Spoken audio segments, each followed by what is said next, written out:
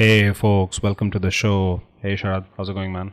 It's going very well. I've started watching The Office again. Oh, nice. One episode every couple of days and getting my wife into it. The UK office or the US office? The US one. I always thought that was it's longer as well. Yeah, no, I think you introduced me to the US office. I had no idea, and yeah, I think over time, the character development in the US office is definitely more interesting. And I remember The Office because I have a dentist appointment later today. Oh, nice. You just you made a very I would say pop culture reference joke. I don't know how many people get it, but we do. That's enough. Absolutely, no, absolutely. And but what I do want to get today is to the bottom of the very interesting work of our guest, Mr. Milind Shinde. He's the founder and CEO of 88 Pictures, a very exciting boutique animation studio. Milind brings tons of experience with him in terms of operating and running an animation business. He formerly was associated with DreamWorks.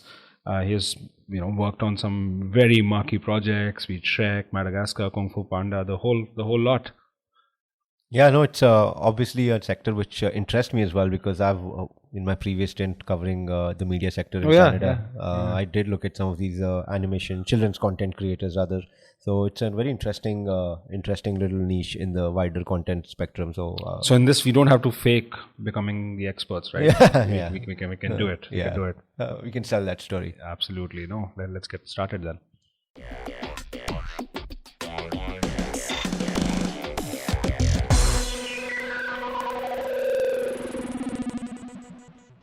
Hey Sharad, how's it going? It's going well. I'm particularly excited about today's conversation because it ties in very closely with some of the work that I've done in the past. Yeah, absolutely. We have with us Milind. Hey Milind, how's it going? Hey, very nice to meet you guys. Yeah, it's going great. Looking forward for our interaction. So Milind is the founder of 88 Pictures, a firm which provides end-to-end solutions in visual imagery, big into content, big into production of feature films and animation. Very excited to have you, Milind. And Thank you. So how did you end up in animation content and how did 88 Pictures come into being? I think you have a background at DreamWorks, so we can see some logical flow there, but sort of what made you start something of your own? Actually, it's not a logical flow because I come from a hardcore engineering and management background. Yeah. I'm a technical engineer by profession, and all this while we're doing, there was an artist in me. Used to dabble into a lot of things that related to art, anything that related to creative aspects. Mm-hmm. And after my management, actually, one day I accidentally fell into this industry. Mm-hmm. So somebody just called me to some kind of an interview for business development. I was working in UK at that point of time. Mm-hmm. And when I went to that place, it was an animation company, and then I saw how this thing was. There was a lot of artsy vibe into that, mm-hmm. and something was there that was calling me. And I thought, is this what I want to do? And when I went back and studied, this was back in 2005, wanted to study about just, animation industry per se. It was a very niche sector back then. It was still a small niche industry as such, but very niche sector. And we were those were very early days of trying to get computer graphics in India. And, because it is called computer graphics, everything was around the technology aspect of it. And then there was creativity. And then I thought, what's the best way for me to, blend profession and passion? And that's how we started. So, I said, this is it. I think this is my calling. And, I literally decided I have 3 other jobs in my hand. Yeah. And this was like a very uncharted territory. But I thought, let's just jump into that. And, I was working with that company, and then DreamWorks came to India. I was very fortunate to be part of that as a core committee, which was just setting up DreamWorks. And, DreamWorks was one of the top 10 places in the world to work for from a working culture organization perspective. Mm-hmm. But from an animation perspective, it is, the top 2, 3 at Disney, DreamWorks are the companies that we talk about. Yeah. I was part of that core team and worked there for a long time. It was in Bangalore. They had set up an India unit, and I was there for 5 years. And when that was happening, so we call it ourselves as a producer in that field, so which is like an operations manager, project manager. But so you have end to end.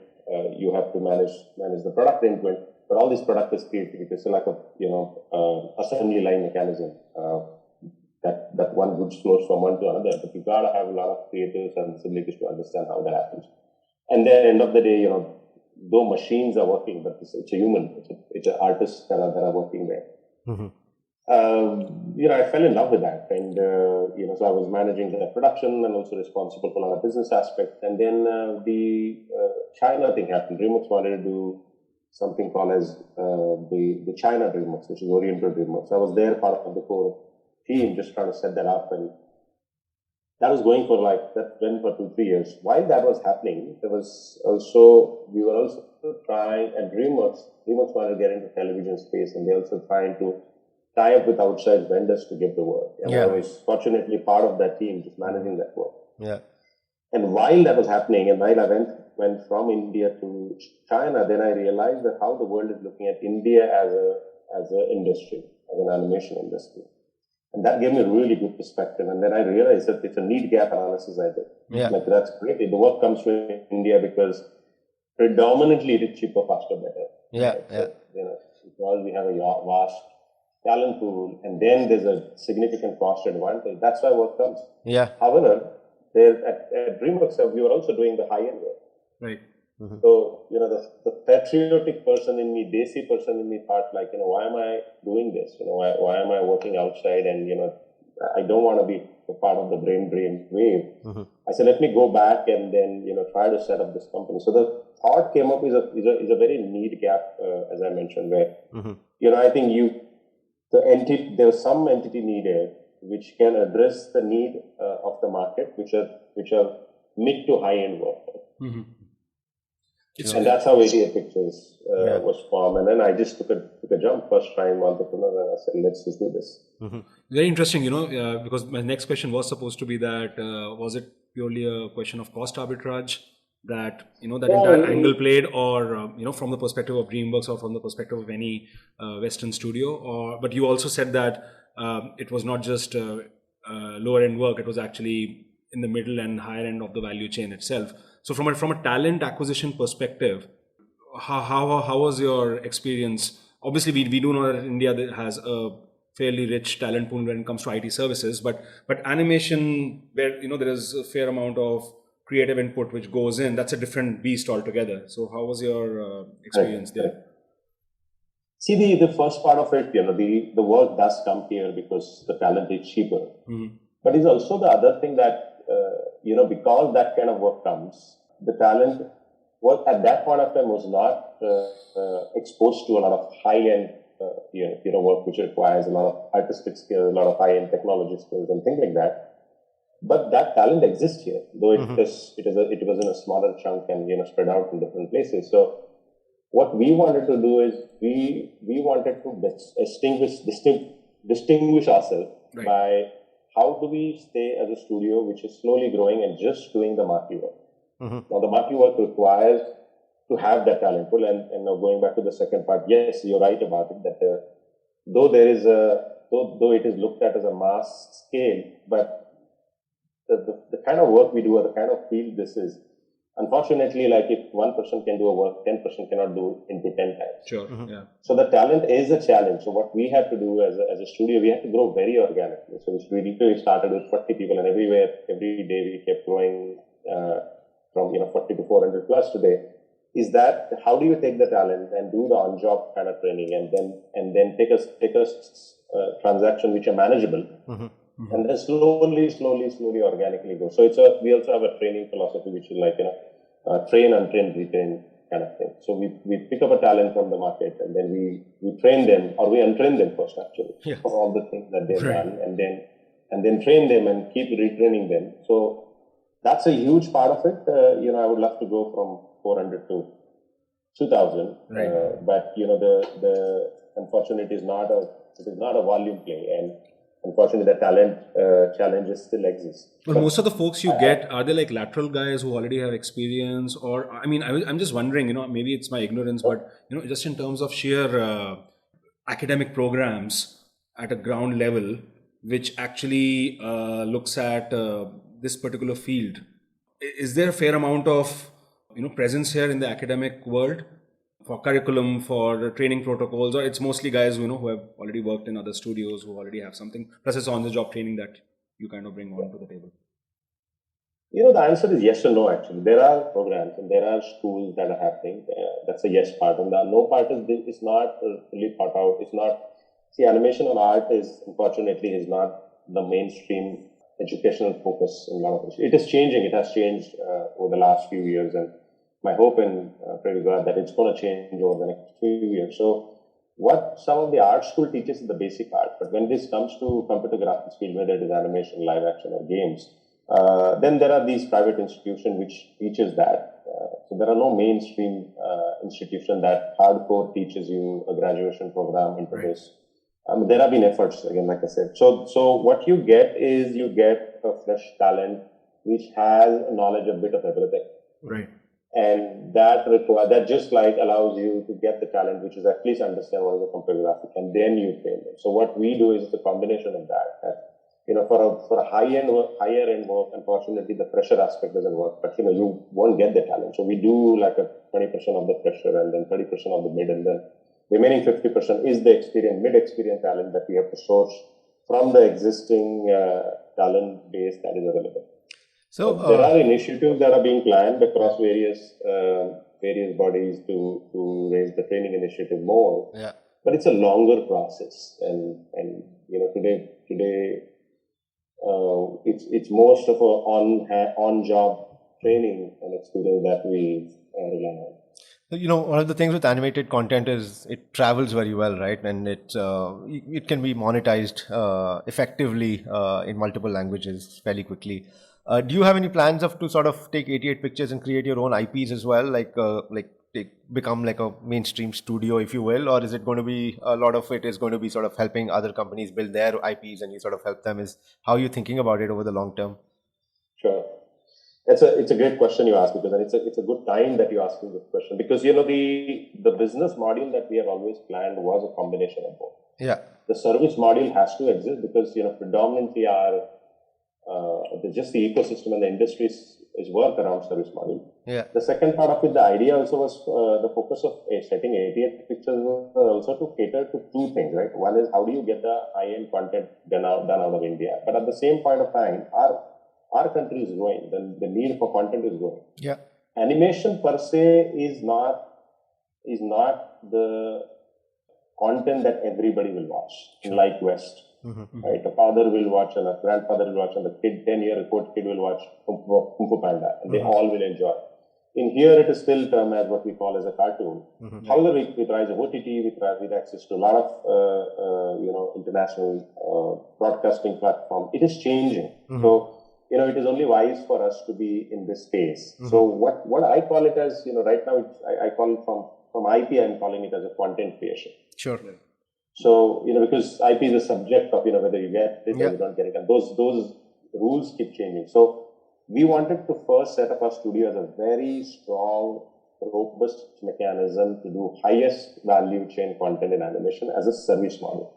Mm-hmm. I would like to take a satisfaction that we have achieved that, because we are currently doing one of the most marquee, or couple of most marquee content in the world. Mm-hmm.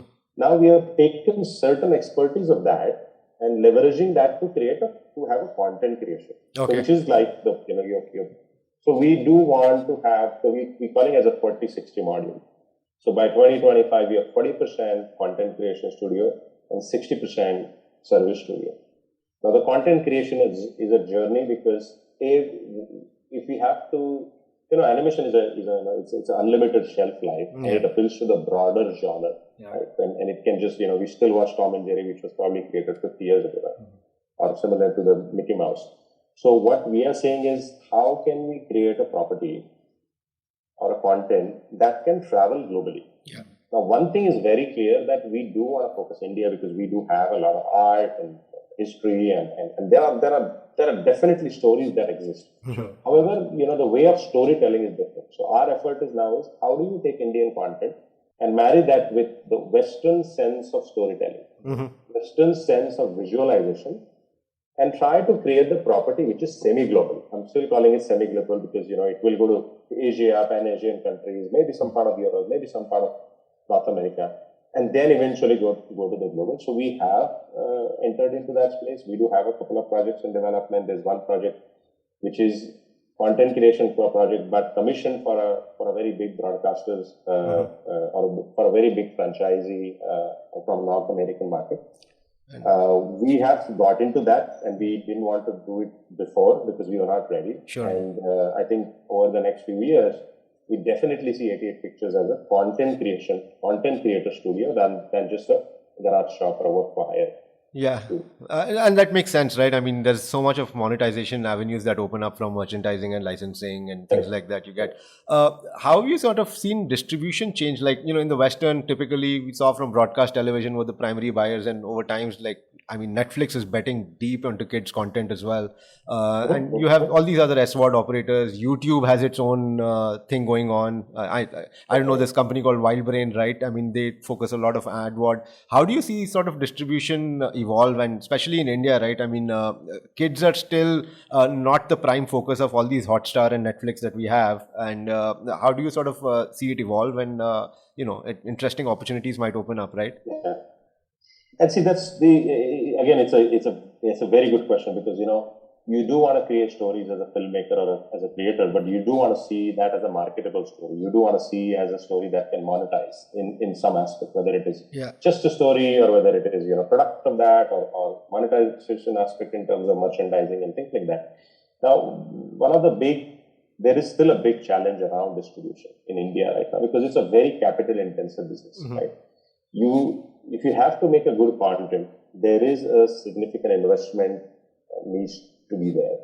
And if you want to create a stories that can reach a wider audience, then there is that significance. So then broadcaster has to pick up that cost. So what we are saying is, while we are Indian, we are very patriotic people. We have a job of telling these stories to the world, but we want to create a global content, because that distribution should happen in India as well as it should happen in Europe, as well as it should happen in Canada and North America, where at least the cost arbitrage point of view happens. When it comes to India, I think market is still opening up. Yeah. Unfortunately, the content, because you're watching the kids content.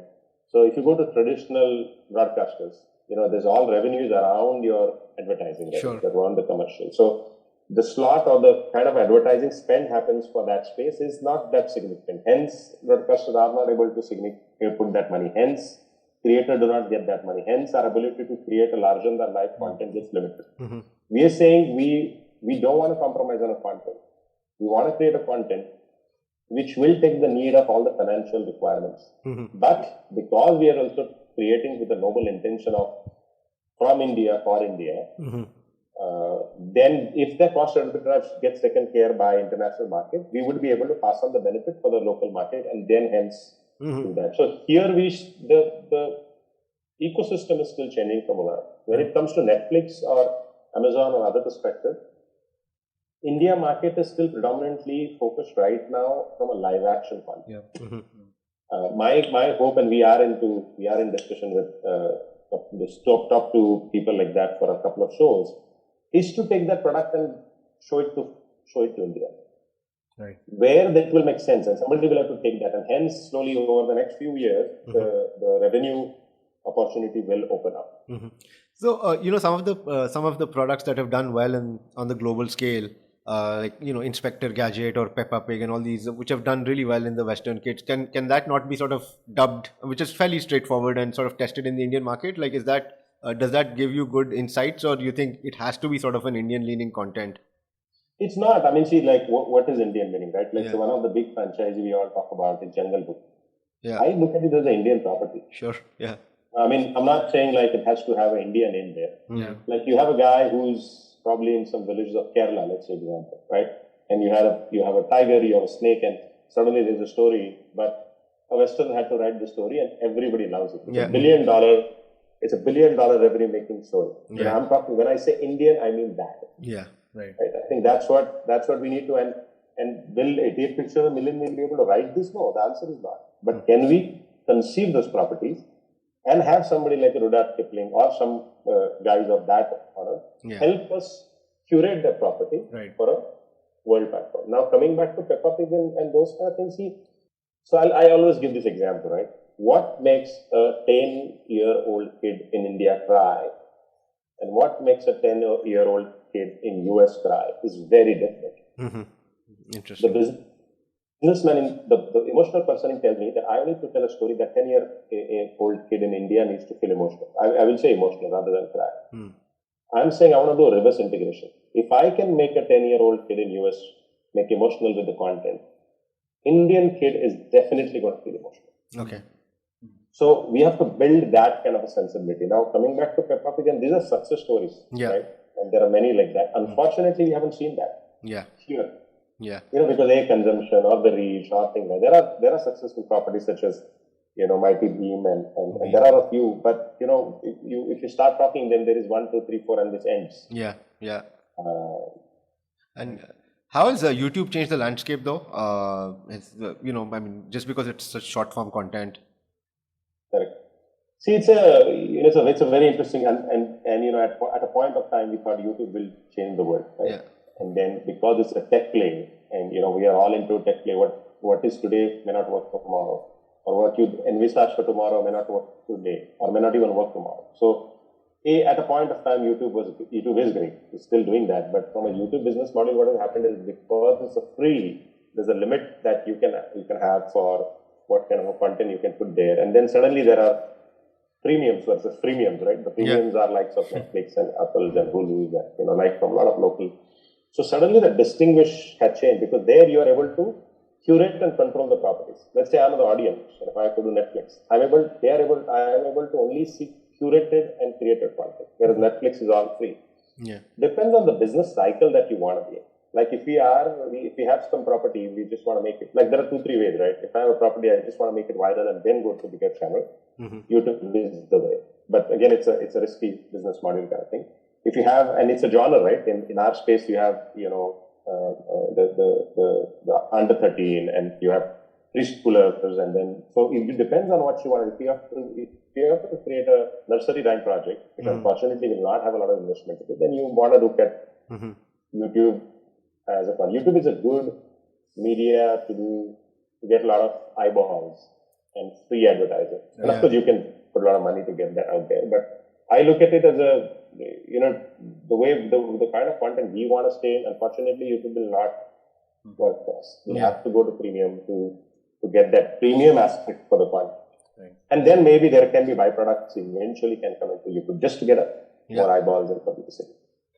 You had briefly talked about the service module within 88 Pictures, and then you specifically said that there's that entire high value component of that service module. I mean, just for our benefit and also the benefit of the listeners, like how do you demarcate it internally, right? I mean, in terms of what is the high value quote unquote part of the work? I mean, because it's pretty much there is a kind of intermixing of technology as well as storytelling, right? And I'm assuming like in any kind of a service delivery, there is a demarcation between repeat, monotonized, commoditized work and higher value add work. So, but how does it translate in the animation world? See, it's a Amitabh Bachchan movie versus some other guy movie, right? Right. That's the demarcation. Like one of the big property that we do is by a director Guillermo del Toro, who's the very world famous guy who did Pacific Rim, Maze, Hellboy. Right. A couple of years ago, he won Oscar for it's a double Oscar, in fact, for a director and for the movie called Shape of Water, right? So Guillermo had his first project called Troll Hunt History once. Now that's the first time he got into television.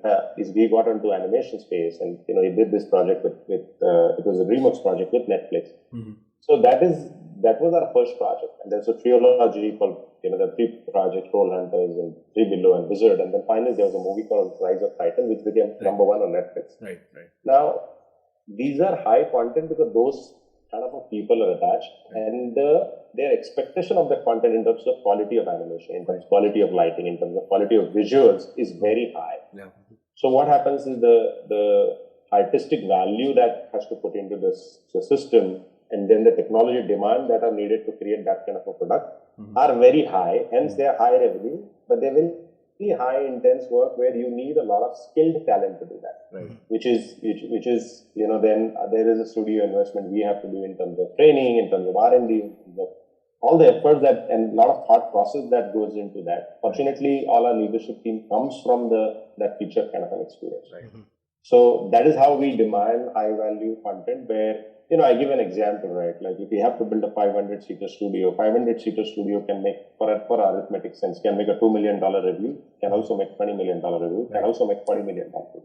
Right. So it's where you want to do that. And then that has just a human capital investment in terms of training, in terms of, developing the aesthetic value, storytelling value, or is also, being able to appreciate and understand that content, understand that value. So that's what we try to do. That's how when I say high-end content, I mean by that. Yeah. Right. And, it's very interesting. I'm actually like a subscriber to, like you're talking about YouTube. I subscribe to this channel called Corridor Crew, who do a lot of reviews and commentary on animation content.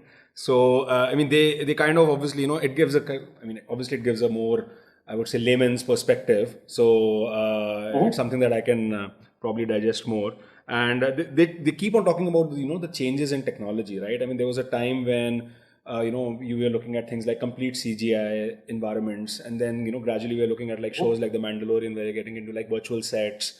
Then, how faces or hair or fibers, how these things slowly started, becoming more and more ultra realistic. What do you think is the next, wave in terms of technology? Where are those shifts kind of pointing towards? And I'm guessing that there's a lot of catch up, which is all the time happening, right, with studios to kind of, look at what is the latest trend or what is the latest, capital intensive that it might be. What is the latest skill set that needs to be on the table? Where do you see that heading towards?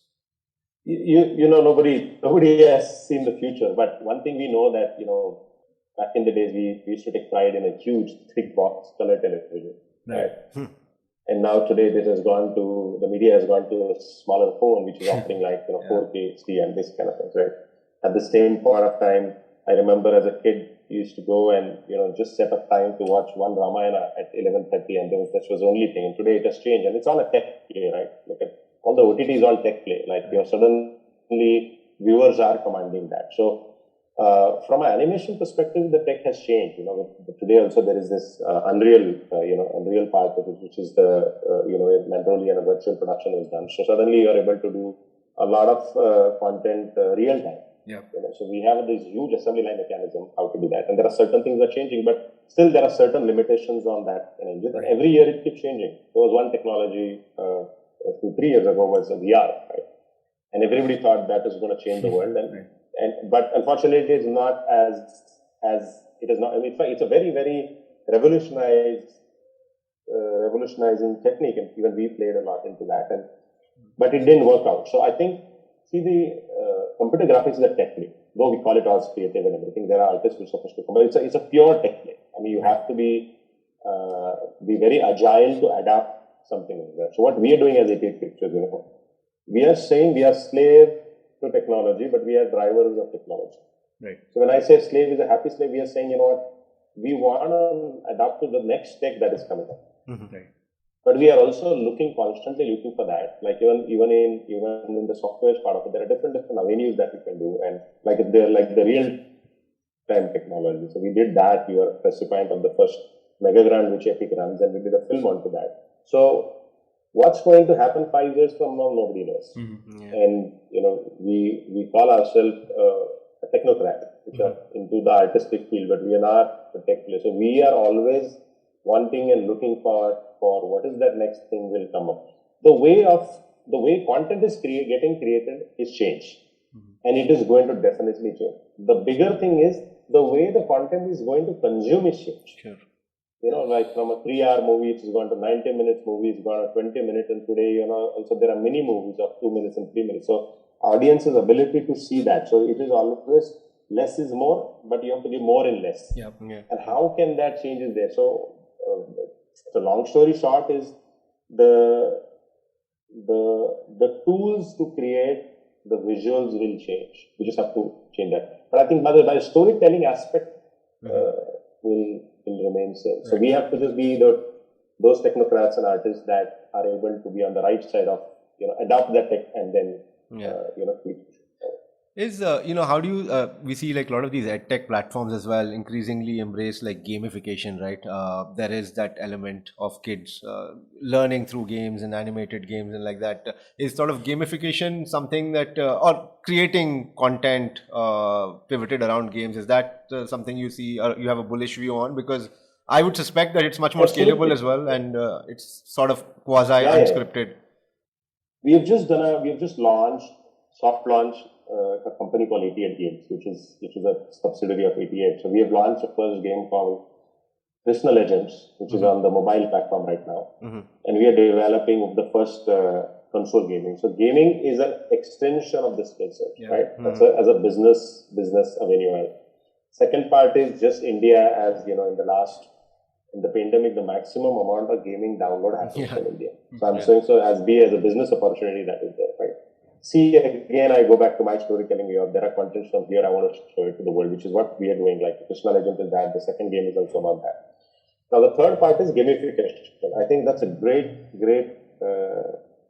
thing you said, because everything is going to be around gamification. Everybody wants, like, look at in our life today, everybody wants instant gratification. You put a Facebook post and you want to see how many likes you got. You put an Instagram post. So I call it as an instant gratification. And that is only going to happen in the game, which is more interactive and a gamification way of content. So even internally, a lot of our technology we are trying to do, like a review system, we are trying to do gamification. But I feel the social media, entertainment, and the games, and there are people talking about that. They all will come together to have a content which is gamified. Yeah. So the way of watching content, which is went to the previous question, it is going to change. That you want to be part of the story where you are also able to drive the story. You are also able to see, oh, what if this happens, but this doesn't happen. So the story and the content will have to define with a tech way that it gives the viewer the options to also define how you're doing. And at the same point of time, there is a lot of instant gratification of things that you do. So I definitely see that the gamification of the content is going to happen. Now, coming back to EdTech, I think it's a technology extension, right? Like I'm a mechanical engineer, and I would not lie. And I've taken automobile as an elective, and the I engine, the internal IC engine, the internal combustion engine, was the biggest thing. And I remember they used to take us to this one shop, and there was a big engine, real engine, and we had to study that and research and do a lot of drawings. I could not figure out until the end of my engineering how exactly this two-stroke and four-stroke was working out. And I wouldn't lie, I was a very bright student, but I did not understand. And today, with this gamification, it's possible. You can go inside, you can see it, you can stop, and this is just so amazing. So I do feel as a tech, I think they are taking the maximum use of technology, but there will be a debate at a point of time whether you want to go back to the traditional schools or you just want to stare at the screen and learn. And, not the right guy to answer that. I mean, I have mixed views about it, but I think it will be an amalgamation of the traditional education system, use of the technology that you have, and then we call it something on as EdTech. Yeah, right.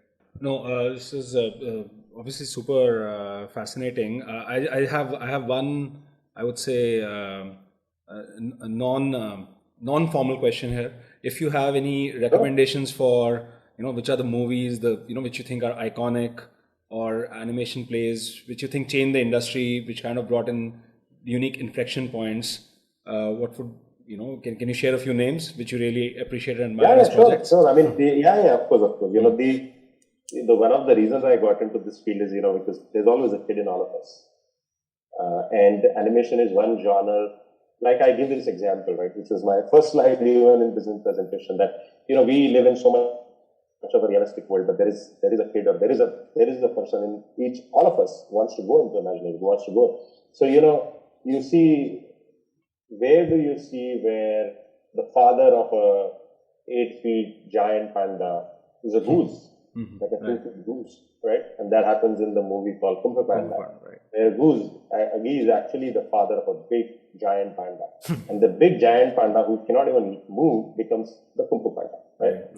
There's another example I gave is about a really, really dark really ugly guy called Ogre, which is a Shrek.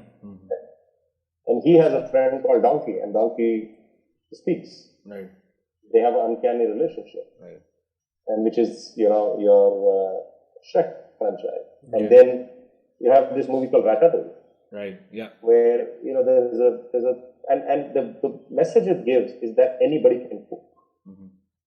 Now, what happens to this? Some of these movies gives a very universal message about what you want to do. So, you pick up any of the top 5 DreamWorks movie, any of the top 5 Disney movies, they give you the message, which are all real life messages, right, in a very fantastic storytelling form, and you relate because they are either to animals, they are either to creatures that you would never imagine. They are through different storytelling formats that lets you immerse into the world. So Ratatouille is my favorite movie because that's when I thought of a very simple middle class person from a humble family having a lot of rebellious views that I want to go to India, I want to do this, I want to make my country feel proud. I think the talent exists. I want to create an international brand and take it from India, go to like Canada and US and do a reverse integration. And I was always thinking, how do I do this? Because we are allowed to dream. We are allowed to dream our culture, but we are also given a lot of do's and don'ts. Yeah. So we are in a way afraid of dreaming, right? So when I watched this movie, that made an impact on my mind. Right. And it says that anybody can cook. So I was like, why can't I do this? Right. Why really I can't do this? Yeah. And that had a lot of impact on my mind. And these are the stories that leaves a lot of thinking to you, but in a way that they're very light-hearted. Yeah. And that's what I always thank God that how this animation happened to me. Because I call myself part of this storytelling that in a world full of a lot of challenge that we have, we almost have a job to take people on that 90-minute, 20-minute right, or 1 hour journey where they're able to forget, enjoy, but also learn something. Right. How's so it's injustice if I tell you some names, but I would tell you like Kung Fu Panda is the another thing. The guy against all the odds and becomes that. Still stay humble, still a simple guy, and still you relate to it. Yeah. No, that's fascinating. And how what is I'm sure I think you guys raised some money from a VC, but how's the sort of VC or the investment climate around such a business? What do you see, and what is your sort of plans in the future? Is it to sort of scale and just make the team bigger and get more projects? Is that sort of the way you're thinking about long-term growth? See, there are like there are 2-3 aspects now, organic and inorganic growth. So our field it is a capital intensive, and unfortunately, in India, there have not been big successful Indian stories, which have been there for a long time. Unfortunately, it has been up. It's a typical scenario of birth, growth, maturity, and decline. So when I wanted to do this, and I was working on this business plan for last 10 years, and even when I was not ready, one of the big thing was, you cannot play with without money, right? Very, very, very important. Yeah. So when we did this, I did this entire, dog and pony show types kind of thing to raise money. To find the right partner was important, to understand the field, to understand. So we did raise small seed funding from private equity players, and we in fact had a line of funding, but we stopped at that. Because taking money is easy, justifying is the most difficult part. So we only took a part of that. And when I kept using this word high end, that if you do well, it pays well. Yeah. So then we wanted to do that and make a very profitable, sustainable entity. Right. And just work that for 5 years. So now also we are talking to some of the peer outlets now after 5 years, because I had a prototype to showcase that you do that to justify investors, and you are able to, because our field is a capital intensive field. If you don't have money, you should not even get into this business. Sure. Yeah. You could be great businessman. If you don't understand creativity, don't get into it. You could be a great creative artist. If you don't understand business, don't even get into that. Yeah. So what we have done successfully, we have proved that prototype, and we are self-sufficient at this point of time. But our goal is the 2025 vision, which is becoming a top 10 boutique shop in the world. When I say boutique, is you are known for certain things, you do it in certain ways. Yeah. So I'm not talking about scale, I'm not talking about value, but we are talking about value. To do that, where we want to do reverse integration. We are planning to go outside India and either set up in North America or Canada, where we are able to take expertise of some talent who lives there, which will help us for the next growth to become an international company. Our goal is to become that international. Yeah. For that, we would be looking at raising money probably next year. So, fortunately, the goal I had was, can we see first 5 years? Well, good. Unfortunately, even with pandemic, we were fine. And can I see next 5 years as an organic growth, right? Like year on year, certain growth project. So the answer is yes. I can see next 5 years. Yeah. Now, if we just do that, then it will have some challenges of weather and things. But the ambitious target that we have to become that studios in the world, which are content creator and also as well as service, we would be going into that round, probably next year or so. I mean, the best time to raise money, you guys would know more than me, is that when you don't need it, right? So right now, thankfully, we don't need it. Yeah. But, we do have ambitious plans, and I'm just trying to get our firm feet on the ground, make sure business is secure for next 4 years. And then I think we are in that phase. So we will be going into that scouting in the next few months. That's very interesting. I know. Thank you so much for your time. I wish you all the best. And we have been keeping track of 88 Pictures. We'll continue to do that going forward. And looking forward to hear greater and greater things from you guys. Thank you so much. So thank you for your time, and thank you for it's a pleasure always talking to different people, and we'll continue to be in touch. Absolutely. So this was fun, Sharad. Yeah. And we'll be back soon. This is Nikhil Arora. This is Sharad Tupran signing off.